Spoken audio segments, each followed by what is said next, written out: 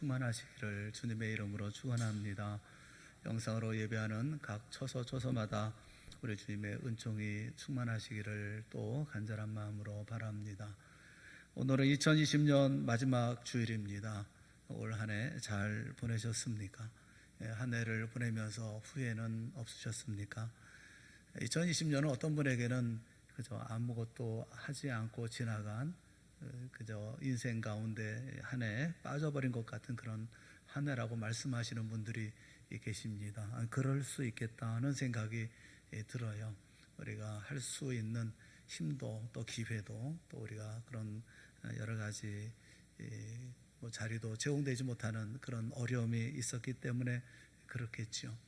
그런데 생각해 보면 우리가 살아가는 모든 삶의 자리가 이렇게 코로나19 때문에 어려움 당하는 일이 이번만은 아니지 싶은 그런 마음이 많이 있어요. 우리가 잠든 시간도 있잖아요. 우리 인생 가운데 한 4분의 1 정도는 잠들어 있는 시간이 아니겠습니까? 그 시간은 그러면 낭비적인 시간일까요? 그럴 것은 아니라고 생각합니다. 중요한 것은 상황의 문제가 아니라 우리가 어떤 자세로 이 모든 상황을 대하느냐 하는 것이 중요할 거라고 생각을 합니다. 그런 면에서 2020년 잘 보내셨습니까? 2010년 후회 없이 잘 보내셨습니까? 우리 모두는 이 세상의 그리스도인이며 하나님의 자녀죠. 예수 그리스도의 제자입니다. 무엇을 의미하는 걸까요? 우리가 어떻게 살아야만 했던 것일까요? 우리 이 부분에 대해서 우리가 좀 생각을 해보려고 하는 겁니다. 오늘 창세기 5장 1절과 2절 말씀 우리가 본문으로 택해서 우리가 말씀을 중심으로 보려고 하는데 한번 같이 읽어봤으면 좋겠어요. 다 같이 시작. 이것은 아담의 계보를 적은 책이니라. 하나님이 사람을 창조하실 때에 하나님의 모양대로 지으시되 남자와 여자를 창조하셨고 그들이 창조되던 날에 하나님이 그들에게 복을 주시고 그들의 이름을 사람이라 일컬으셨더라. 아멘. 하나님이 사람을 창조할 때 하나님의 모양대로 창조하셨고 그리고 그들의 이름을 사람이라 이렇게 일컬으셨다 말씀합니다. 하나님은 그리스도인을 창조하지 않으셨습니다. 하나님은 대통령이나 목사나 장로나 집사를 창조하지 않으셨습니다. 하나님은 사람을 창조하셨습니다. 무엇이 되어줘야 합니까? 어떤 삶을 살아야 합니까? 사람으로서의 삶을 살아야 합니다. 사람이 되면 좋은 그리스도인이 됩니다. 사람이 되면 좋은 아빠가 됩니다. 사람이 되면 좋은 남편이 되죠. 사람이 되면 훌륭한 대통령, 훌륭한 장관, 훌륭한 일꾼이 될 수가 있습니다. 여러분은 좋은 아빠였습니까? 좋은 엄마였습니까? 또 좋은 집사였고 좋은 권사였습니까? 또 좋은 하나님의 사람이셨습니까? 우리는 우리를 가리켜서 사람이라고 부릅니다. 우리 겉모양은 틀림없이 사람입니다. 그런데 시편 53편 2절과 3절 말씀을 보시면 이렇게 말씀하셔요. 하나님이 하늘에서 인생을 굽어 살피사 지각이 있는 자와 하나님을 찾는 자가 있는가 보려 하신즉 각기 물러가 함께 더러운 자가 되고 선을 행하는 자 없으니 한 사람도 없도다. 그렇게 말씀을 하십니다. 각기 물러가 함께 더러운 자가 되고 선을 행하는 자 없는데 한 사람도 하나님 보시기에 사람이 없습니다. 에덴 동산에서 타락한 이후에 인간이 외형으로는 사람됨을 갖추고 있는데 그런데 사람을 잊어버린 겁니다. 여러분 사람이 사람을 향해서 비난을 할 때 어떻게 합니까? 사람 같지 않다. 짐승 같다. 짐승만도 못하다. 이렇게 얘기하지 않습니까? 여러분 구원이라고 하는 것은 자유를 의미합니다. 죄로부터의 자유, 어둠으로부터의 자유입니다. 율법의 형벌로부터의 자유입니다. 그러나 그 자유는 방향이 없는 자유가 아닙니다. 자유가 방향을 상실하면 그것은 필연코 방종이 되어져 버리고 맙니다. 구원은 죄로부터의 자유지만 반드시 방향이 주어져 있습니다. 어디를 향한 구원일까요? 인간을 향한 구원입니다. 참 사람으로의 자유인 것입니다. 우리가 그리스도 안에서 구원을 얻고 새로운 피조물이 되었다라고 하는 것은 범죄로 말미암아 잃었던 사람을 회복하는 것을 의미합니다. 그래서 그리스도인이 된다고 하는 것은 무엇을 의미하느냐 하면 참 사람이 되는 것을 의미합니다. 하나님의 모양대로 지음받은, 그래서 하나님께서 복을 주셨던, 그래서 그 이름을 사람이라 일컬었던 사람이 되는 것을 말합니다. 예수님이 이 땅에 오셨습니다. 예수님 자신을 부르는 호칭 가운데 복음서에 가장 빈번하게 사용하셨던 용어는 인자라는 것입니다. 인자라는 말은 사람의 아들이라는 말이죠. 예수님은 언제든지 자신을 가리켜서 참 사람이라고 하는 것을 강조하셨습니다. 왜냐하면 모든 인간이 참 사람됨을 상실했기 때문에, 그래서 사람이 된다고 하는 것이 무엇인지를 보여주시기 위해서, 뿐만 아니라 참 사람이신 그리스도께서 그리스도 안에서 사람으로 회복될 수 있도록 구원시키기 위해서 인자 되신 예수 그리스도께서 오신 것이죠. 그렇다면 하나님의 애단 동산을 창조하셨던 그 사람으로 회복된다는 것은 구체적으로 어떤 것일까요? 창세기 2장 7절 말씀을 보면 여호와 하나님이 땅의 흙으로 사람을 지으시고 생기를 그 코에 불어 넣으시니 사람이 생명이 되니라, 그렇게 말씀을 하고 있어요. 물론 사람을 만들 때 하나님은 흙으로 지으시고 그리고 하나님의 생기를 불어 넣어 주십니다. 그래서 우리가 생명이 됩니다. 그래서 사람이 창조되어지죠. 저는 한 가지 궁금한 것은, 하나님이 사람을 만드실 때 사람을 제일 마지막에 창조하지 않으셨습니까? 그 순간에 세상의 모든 것들은 다 만들어진 후였죠. 그러니까 사람을 만들 재료는 무궁무진했을 겁니다. 사람을 만들기 위해서 단단하기로 얘기하면 강철만한 것이 있겠습니까? 또 불변하기로는 금만한 것도 없죠. 값으로 따진다면 다이아몬드가 제일 값 나가지 않겠습니까? 그런데 하나님은 인간을 창조하실 때 어떤 재료도 사용하지 않으시고 흙으로 사람을 빚어서 만드셨다 말씀합니다. 그래서 이 흙이라고 하는 거, 하나님이 만드시고 하나님이 재료로 사용하신 흙이 가지고 있는 어떤 특성이 있는 것일까 하는 생각을 가져보았어요. 오늘 말씀은 조금 알레고리컬한 그런 내용일 수가 있겠지만, 2020년도를 이제 마무리하면서 우리가 바르게 살아왔는지 살펴보고, 또 2021년을 준비하면서 어떻게 살아야 할 것인지 생각하면서 참 사람이 어떤 것을 참 사람이라 말할 수 있을까, 또 우리가 참 사람 된 삶을 살았는가, 이런 흙의 특성을 살펴보면서 흙으로 우리를 지으신 하나님의 생각을 좀 짐작해 보면서, 그러면서 우리가 좀 흙이라는 관점에서 이 말씀을 좀 접근해 보려고 합니다. 흙이 가지고 있는 특징이 뭘까 하는 것을 생각해 보면서, 사람이 어떤 것이 사람이라고 여기시고 하나님께서 흙으로 사람을 지으셨을까 하는 것을 생각해 보려고 하는 겁니다. 그 특성 가운데, 흙의 특성 가운데 첫째가 뭐냐면 생명이라고 생각을 해요. 지구는 큰일 났습니다. 그 하나가 뭐냐면 사막화라고 하는 사실은 주제의 사실이죠. 점점 흙이 사라지고 있습니다. 흙과 멀어지고 있고 이제는 흙을 밟을 기회도 없습니다. 하지만 모든 생명은 흙에서 나는 열매를 먹고 삽니다. 초식동물도 그렇고 육식동물도 그렇습니다. 그래서 흙은 모든 생명의 원천입니다. 이 흙으로 하나님이 사람을 만드시죠. 사람이 된다고 하는 것은 무엇을 의미하는 겁니까? 이 생명을 회복하는 것이죠. 이 생명성을 회복한다라고 하면 기본적으로 우리가 알아야 할 생명의 법칙이 있어요. 창세기 4장 26절에 보면 인간들이 최초로 여호와 이름을 불렀던 것이 에노스 때였다, 이렇게 말씀합니다.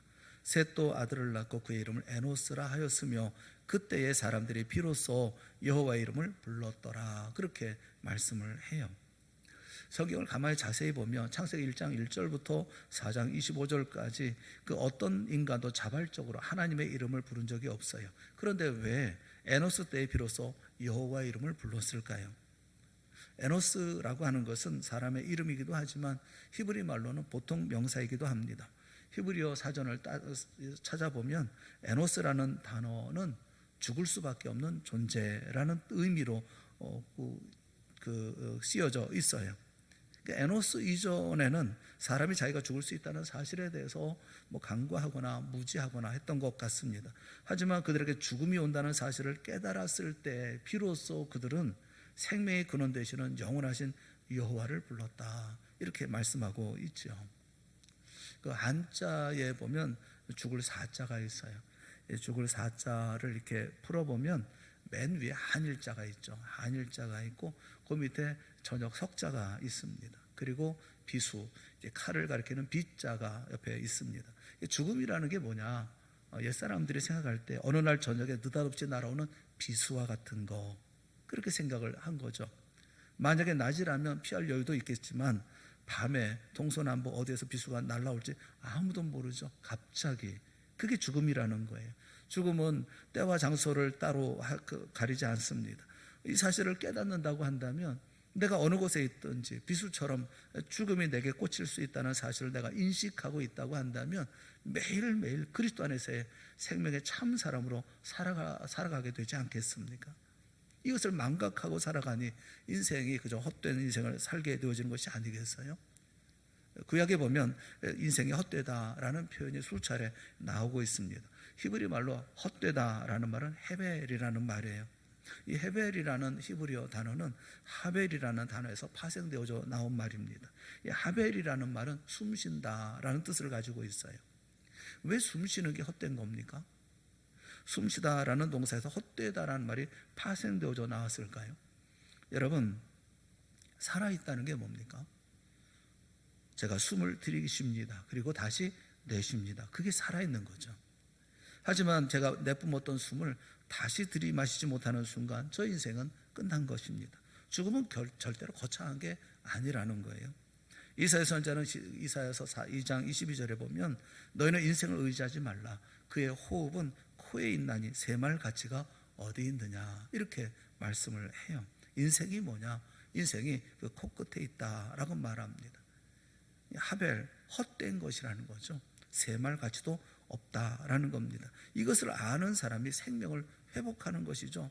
죽음을 아는 사람이, 언젠가 내가 죽을 수 있다는 사실을 아는 사람이 생명 있는 삶을 회복해서 살아갈 수가 있는 것이죠. 사람으로서, 그리스도인으로서 살아갈 수 있는 것이죠. 로마에서 초기 기독교가 카타콤에서 시작되었다고 하는 것은 참 의미가 있는 일입니다. 카타콤은 지하 무덤이죠. 그래서 토질은 응회함입니다. 이 응회함 그 토질은 간단한 도구라든지 힘이 있는 사람은 맨손으로도 팔 수 있는 그런 흙입니다. 그런데 일단 공기가 닿으면 세월이 흘러가면서 돌처럼 굳어진다는 거예요.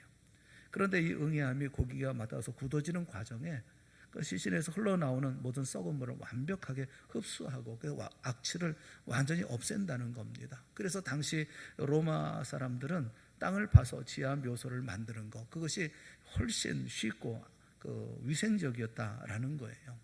이 복도를 만들고 양쪽에다 이렇게 다 시신을 놔두는 그 복도를 만들어 놓는데 그 중간중간에 홀을 만들어 놓습니다. 넓은 공간을 만드는데 바로 이곳에서 이 박해받던 그리스도인들이 예배를 드렸던 것이죠. 무덤 속에 들어가서 그 홀 안에서 예배를 드렸던 거죠.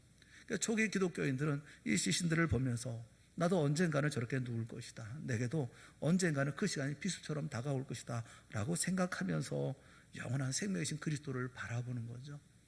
영원한 생명에 주님을 믿고 의지하고 있었던 것입니다. 그래서 그들은 원형극장의 사자도 두려워하지 않았고 세상 앞에 죽음도 두려워하지 않았던 거예요. 영원한 생명을 소망하는 참 사람의 삶을 살았던 것이죠.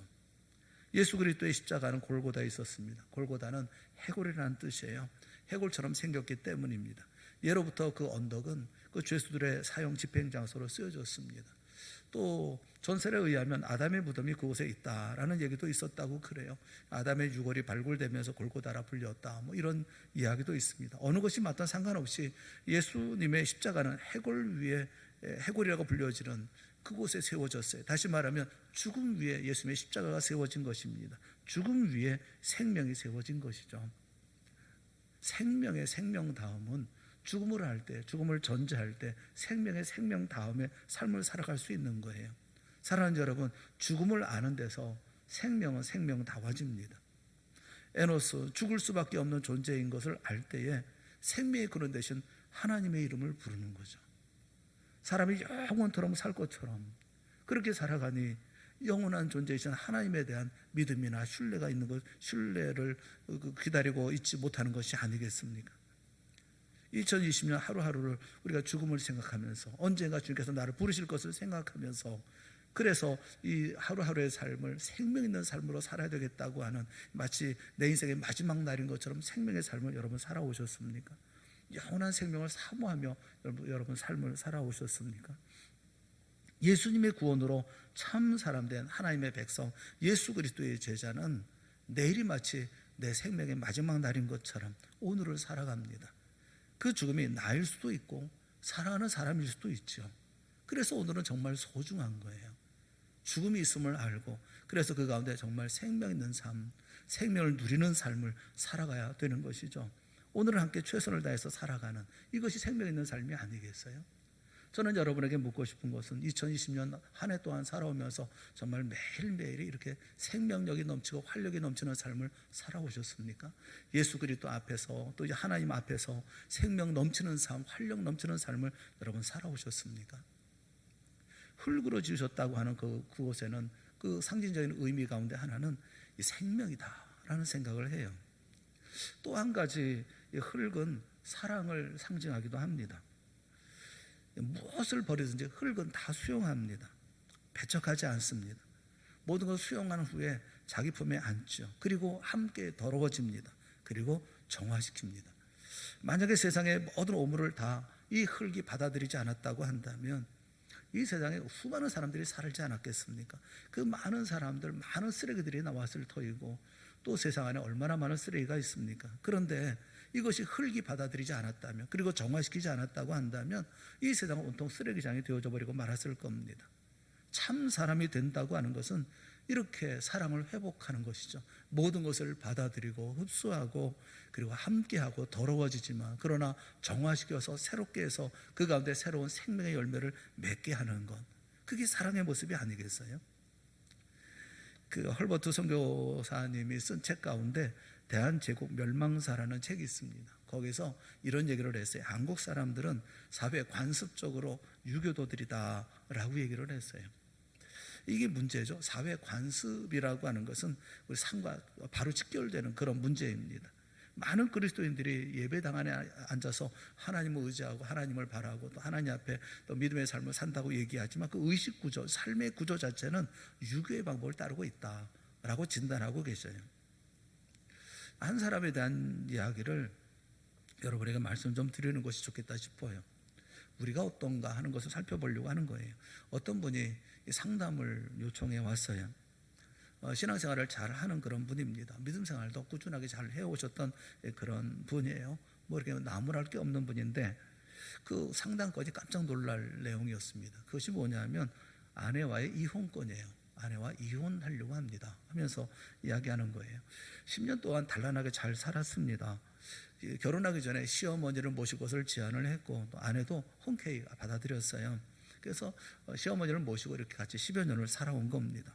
근데 세월이 지나가면서 문제가 생겼습니다. 시모는 시모대로 며느리 보지 않겠다 이렇게 됐고 며느리는 며느리대로 시모 모시지 않겠다 이렇게 얘기가 된 거죠. 남편은 무슨 일이 있어도 아내는 시모를 모시고 살 의무가 있다 이렇게 생각을 했기 때문에 아내에게 시모를 모실 것을 권했지만 아내는 듣지 않습니다. 다른 건 다 들어도 이건 안 듣습니다. 심각한 불화가 생겼죠.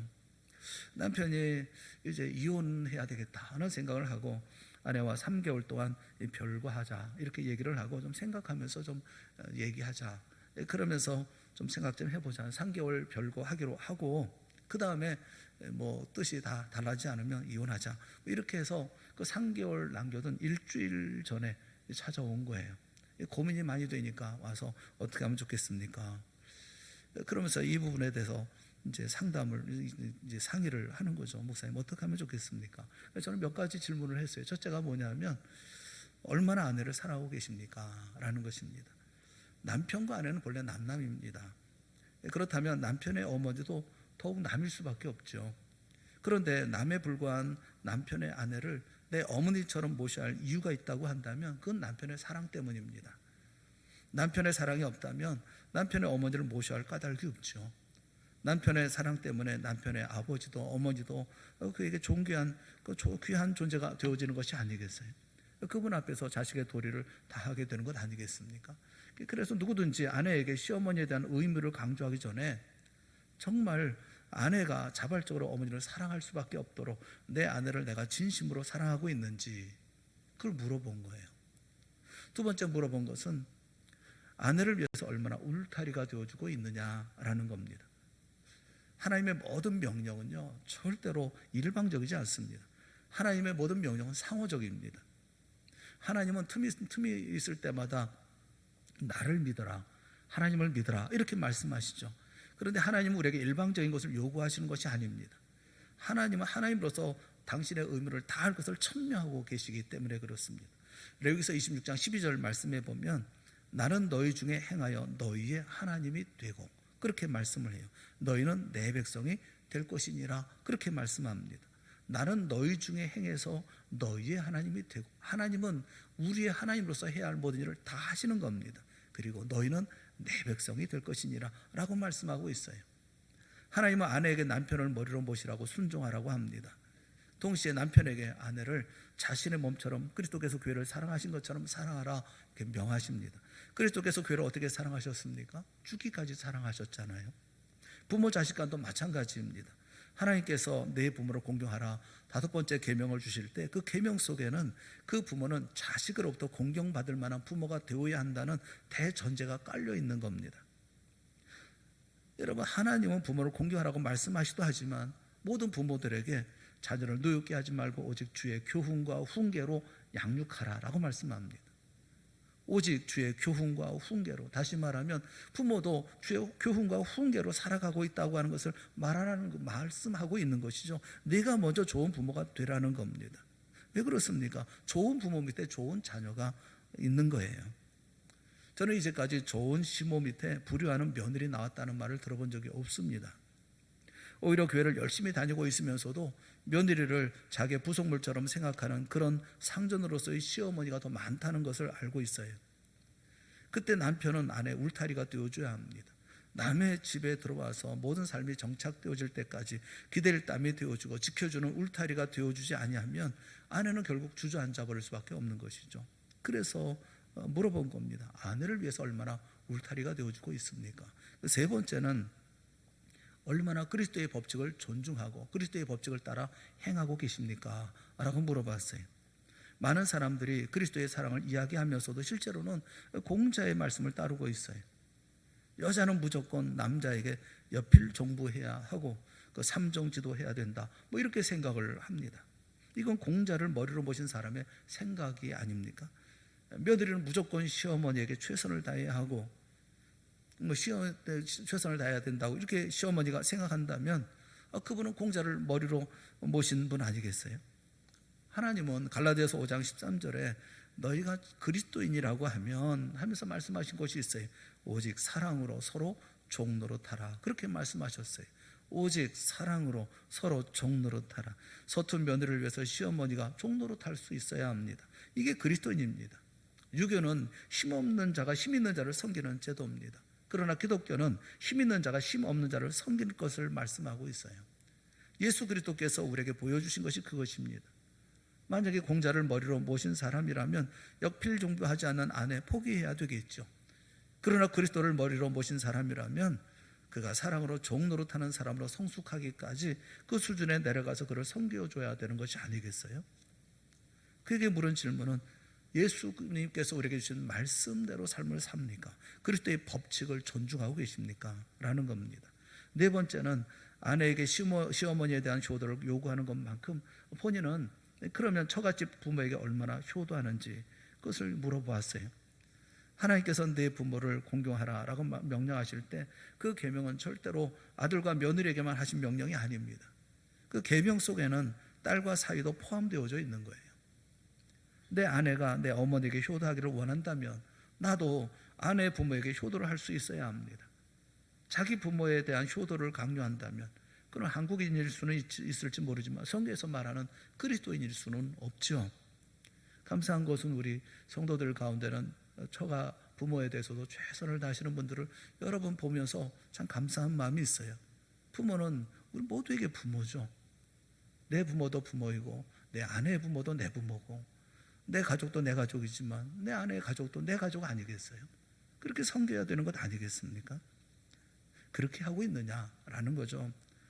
한 가지 더 물어보았던 것은 얼마나 성령 안에서 기도하고 있느냐라는 것을 물어보았어요. 무슨 말이냐 하면 많은 사람들이 사람들과의 관계에서 기도할 때 보면 상대가 변하기를 위해서 기도해요. 이건 성령 밖의 기도라고 생각을 합니다. 성령 안에서의 기도라고 하면 내가 변화되는 것이죠. 내가 변화되기를 위해서 얼마나 기도하고 있느냐라는 거예요. 상담하러 오신 그분은 신실한 믿음을 가지고 계신 분입니다. 믿음을 잘 하시는 분이에요. 그런데 유교적인 생각하고 또 그리스도의 법칙을 혼동하니까 이런 착각이 생기고 이런 문제가 생기는 거 아니겠어요? 만약 아내가 찾아오더라도 시어머니가 찾아온다 하더라도 저는 똑같은 말씀을 드렸을 겁니다. 여러분, 우리는 결코 공자의 자녀가 아닙니다. 공자의 사랑으로 생명의 역사가 일어나는 게 아니에요. 예수 그리스도의 사랑, 내가 죽는 사랑, 내가 제물되는 십자가의 사랑에서만 사랑의 역사는 일어나는 것입니다. 그때야만 우리는 공자의 사람이 아닌 진리의 사람, 하나님의 사람, 예수 그리스도의 사람으로 회복되어지는 것입니다. 고린도전서 13장 2절에 보면 너희들이 몸을 불살라 내어주고 구제하고 모든 것을 내어주고 남을 돈다 할지라도 사랑이 없다면 you are nothing. 너는 아무것도 아니다. 사람이 아니다. 이렇게 말씀하시잖아요. 참 사람은 사랑을 회복하는 사람입니다. 한국적인 상황에서 참 사람이 되기 위해서는 이런 유교적인 사고방식 버리는 데부터 시작되어야 되지 않을까, 그런 생각이 들어요. 그리스도인들이 이 유교적인 사고방식을 해결하지 않으면 고부간의 문제라든지 부모 자식 간의 갈등, 이건 절대로 해결되지 않을 문제이겠다 하는 생각이 듭니다. 흙이 가지고 있는 속성이 뭐냐면 첫째는 생명이고 두 번째는 사랑이 있어요. 모든 것을 다 품어주고 그리고 함께 더러워지지만 그러나 동시에 그 가운데서 다시 새롭게 정화시켜서 생명을 만들어내는 이런 사랑이 있죠. 새로운 생명을 잉태하게 만드는 사랑이 있죠. 마지막 세 번째는 정직입니다. 흙에 또 하나의 특징이 있다고 한다면 많은 특징이 있겠지만 그러나 우리 하나님의 사람으로서 우리가 가져야 할 또 하나의 특성은 정직일 거다라는 생각을 해요. 여러분, 흙은 거짓말하지 않습니다. 팥을 심으면 팥이 나고 콩을 심으면 콩이 납니다. 권력자가 바나나를 좋아한다고 해서 권력자의 마당에 사과나무를 심었는데 사과나무가 아부하려고 바나나 열매를 내지 않습니다. 흙은 정직합니다. 그 흙으로 하나님은 사람을 지으셨어요. 인간성이 회복된다는 게 뭐겠어요? 정직성이 회복되어지는 겁니다. 여러분, 하나님 믿는 사람은 정직해야 합니다. 만약 그리스도인들이 정직하지 않는다고 한다면 그건 뭘 의미하는지 아십니까? 시편 25편 8절에 보면 여호와는 선하시고 정직하시니 그러므로 그 도로 죄인을 교훈하시리로다 라고 말씀하고 있어요. 주님의 정직한 도로 우리는 훈계받습니다. 그런데 우리가 정직하지 못하다고 한다면, 부정직하게 살아간다고 하면 그것은 하나님의 정직함을 부정하는 결과가 되어지는 것이고 하나님의 영광을 가리우는 것이죠. 그 스위스라는 나라에서 한번 발표한 적이 있습니다. 그 국민의 47.6%가 카톨릭 신자, 그리고 44.3%가 개신교 신자라고 발표한 적이 있어요. 합쳐보면 국민의 91.9%가 자기 자신이 크리스찬이다라고 응답을 했다는 겁니다. 그런데 실제로 주일 교회에 출석하는 사람들을 보면 1%, 2%도 안 된다고 그래요. 1%, 2%도 과장된 것이라고 얘기를 합니다. 모두 얘기하기로 스위스 사람은 정직하다라고 얘기합니다. 신문 가판대에도 지키는 사람이 없어요. 자기가 스스로 돈 내고 이렇게 가져가고 그렇게 합니다. 사랑도 많아요. 입양도 많이 하고 많은 아이들을 거두어 키웁니다. 근데 여러분 생각해 보세요. 가장 정직을 이야기하는 스위스 은행에는 세계의 모든 불법한 돈들이 다 들어가 있어요. 그들은 그 돈에 대해서 조금 더 양심의 가책을 갖지 않습니다. 법을 강조하는 그들이 횡단보도의 신호등을 지키지 않습니다. 사랑을 이야기하는 그들이 같은 아파트에 사는 파키스탄 사람들이 카레 냄새를 피운다고 주저없이 쫓아내버리고 맙니다. 밤 9시 혹은 10시 이후에 아파트에서 소리내는 사람은 즉각 경찰에 고발당합니다. 밤 8시 30분 이후에는 모든 아파트는 수도원이 되어져 버리고 맙니다. 겉으로 볼 때는 정직한 것 같지만, 사랑하는 것 같지만 그 사람들 나름대로의 기준일 뿐이에요. 그래서 사람들을 해칩니다. 콩고에서 정적인 망명을 신청한 사람이 있어요. 스위스로 망명을 신청했는데 일정 기간 동안 허락해 주었습니다. 그런데 콩고의 집권자가 압력을 가합니다. 보내라. 그렇지 않으면 그 스위스의 은행에 예금한 모든 예금을 인출해 가겠다. 그러니까 스위스 정부가 그 사람을 추방해버리고 말았어요. 이런 일들이 비일비재합니다. 여러분, 하나님 믿고 섬기는 믿음의 사람이라고 하면 이런 정직해야 하는데, 진실해야 되는데, 정도의 차이가 있을 뿐, 이렇게 하나님 믿지 않는 사람들의 모습을 보면 거긴 정직이 없어요. 참된 사람됨이 없어요. 그곳에는 여전히 사람을 해치는 결과만 나타날 뿐입니다. 여러분, 그래서 하나님 앞에서 우리가 믿음의 삶을 산다고 하는 것은 정직성을 회복하는 거예요. 신실해져야 되는 거예요. 호주에서 가장 부정직한 민족으로 한국인을 꼽는다고 그래요. 이거 호주 국세청이 발표한 거예요. 아르헨티나에 이민 온 민족 중에 가장 혐오하는 사람들은 한국 사람이랍니다. 부정직하고 교만하다고 합니다.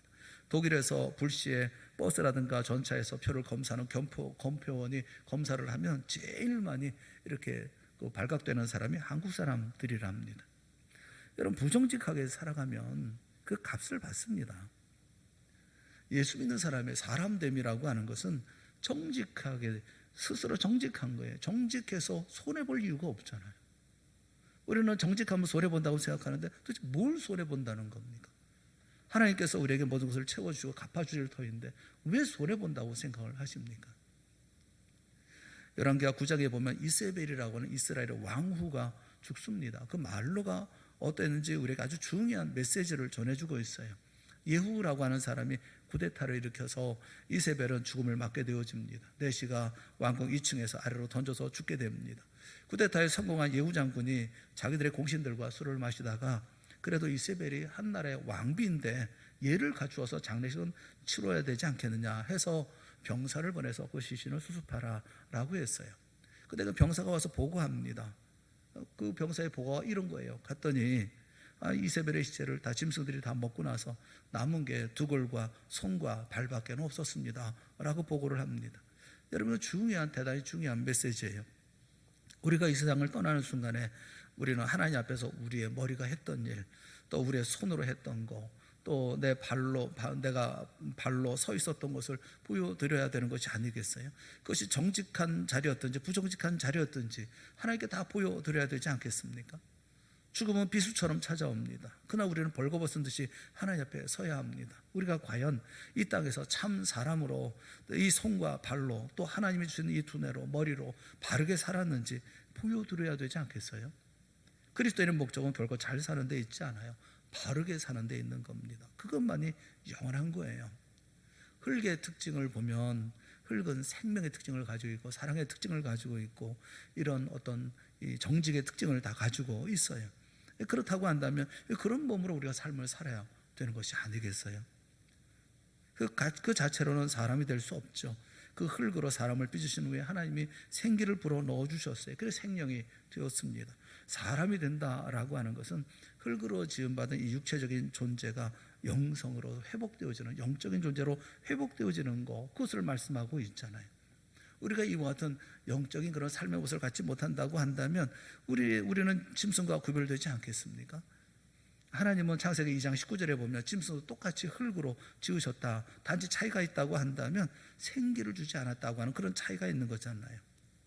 그러니 이런 영성을 가지고 하나님을 바라보는 이런 삶으로 우리가 살지 못한다고 한다면 짐승과 뭐가 다를 바가 있겠어요? 참 사람은 죽음을 아는 사람입니다. 그래서 생명이신 우리 예수님을 따르고 또 영원한 생명을 바라보며 그런 생명의 삶을 살려고 애를 쓰고 노력하죠. 참 사람은 사랑합니다. 그리스도 안에서 모두를 수용하고 십자가의 사랑을 구현해 나가는 이런 사람이 바로 참 사람이죠. 참 사람은 정직합니다. 진실합니다. 하나님께 모든 것을 맡기고 진실하게 삶을 살아갑니다. 정직하게 삶을 살아갑니다. 아담과 하와가 범죄함으로 참 사람됨을 상실했어요. 하나님이 그를 부르시죠. 아담아 내가 어디 있느냐라고 부르십니다. 이 아담이라고 하는 이 히브리 말은, 이 아담이라는 말은 사람이라는 뜻이에요. 인간이 사람됨을 상실한 이후부터 하나님은 사람을 찾고 있다는 생각이 들어요. 사람아 내가 어디 있느냐라고 묻고 계시는 것 아니겠어요? 참 사람이신 예수 그리스도를 그래서 보내주셨잖아요. 예수 그리스도 안에서 사람답게 살지 못했던 우리의 모든 죄를 용서해 주시고 예수 그리스도 안에서 참 사람으로 살아갈 수 있도록 십자가에 피 흘려 죽으심으로 우리를 구원해 주셨지 않습니까? 그렇다고 한다면 우리는 그런 삶을 살아야 되는 것이 아니겠습니까? 인류의 역사와 성경의 역사는 사람들에 의해서 이루어졌습니다. 지난 시간을 돌아보면서 참 사람된 삶을 살았는지, 아니면 많은 세상 사람들처럼 짐승 같은 삶을 살았는지 다시 한번 돌아보는 우리가 되어야 되지 않을까 싶어요. 그리고 그런 삶을 살지 못했다고 한다면 2021년 생명 있는 삶을 살고 사랑 넘치는 삶을 살고 정직하고 진실한 삶을 살아가는 삶으로 결심하고 결단해야 되지 않을까 싶습니다. 어려운 가운데 스스로를 돌아보고 그 가운데서 더욱 좋은 믿음의 삶을, 하나님께서 기뻐하실 만한 좋은 믿음의 삶으로 살아가기 위해서 애쓰고 노력하는 우리 모두가 되어줘야 할 줄로 믿습니다. 우리 모두가 2021년 우리와 함께 하시고 또 함께 거하시는 예수 그리스도, 우리를 사람으로 세워주시기 위해서 주님께서 우리를 구원하시는 놀라운 은혜의 역사를 생각하고 우리 모두가 사람됨을 이루어 나가는 우리가 되어질 수 있는 새로운 마음의 결단도 이 시간 새로워질 수 있기를 주님의 이름으로 축원합니다. 우리 함께 기도하겠습니다. 사랑의 하나님 아버지, 은혜를 베풀어 주시는 그 은총을 감사합니다. 한 해 하나님의 은혜 가운데 삶을 살았습니다. 그 가운데 우리는 마땅한 삶을 얼마나 살았는지 돌아보면 늘 부끄럽고 머리 숙일 수밖에 없습니다. 주님, 비옥고 오라우니 참 사람다운 사람이 사람다운 삶을 살아가는 우리 동산의 모든 성도들이 되게 하여 주시옵시고, 그래서 인생이 건전하고 온전해질 뿐만 아니라 가정도 하나님 앞에 화목하고 하나님의 나라가 이루어지고 교회도 주의 역사 이루어 나가는 복된 교회가 되어질 수 있도록 인도하여 주시옵소서. 2021년을 기대합니다. 우리 모두가 새로운 마음을 가지고 온전히 하나님의 사람으로, 하나님께서 만드신 하나님의 형상대로 만들어주신 하나님의 모양대로 지어진 하나님의 사람으로서의 삶을 새롭게 만들어가는 또 한 해가 시작되어질 수 있도록 주님께서 우리에게 깨달음도 허락하여 주시옵시고 용기도 허락하여 주시옵시고 결단케 또한 하여 주시옵소서. 예수님의 이름으로 기도드리옵나이다. 아멘. 우리 다 같이 자리에서 일어나